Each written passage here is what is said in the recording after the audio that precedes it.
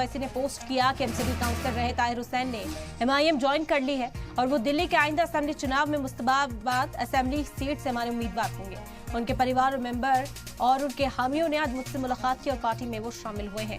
अहम जानकारी इस वक्त आप तक पहुंचा रहे हैं। आपको बता दें कि ओवैसी ने पोस्ट किया कि एमसीडी काउंसलर रहे ताहिर हुसैन ने एआईएमआईएम ज्वाइन कर ली है और वो दिल्ली के आइंदा असेंबली चुनाव में मुस्तफाबाद असेंबली सीट से हमारे उम्मीदवार होंगे।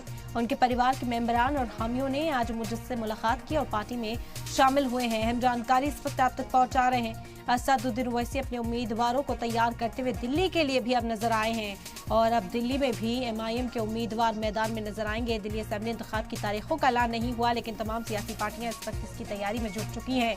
इसी सिलसिले में ओवैसी ने पोस्ट किया है कि एमसीडी काउंसलर रहे ताहिर हुसैन ने एआईएमआईएम ज्वाइन कर ली है। वो दिल्ली के आइंदा असेंबली चुनाव में मुस्तफाबाद असेंबली सीट से हमारे उम्मीदवार होंगे। उनके परिवार के मेंबरान और हामियों ने आज मुझसे मुलाकात की है और उन्होंने पार्टी में शुमालियत अख्तियार कर ली है। एआईएमआईएम ज्वाइन की है ताहिर हुसैन ने और अब उन्हें असेंबली इंतखाब का हिस्सा बनाया जाएगा। उम्मीदवार जो है असेंबली इंतखाब के वो एमआईएम की तरफ से ही मैदान में उतरते हुए नजर आएंगे। ताहिर हुसैन, अहम जानकारी इस वक्त आप तक पहुंचा रहे हैं।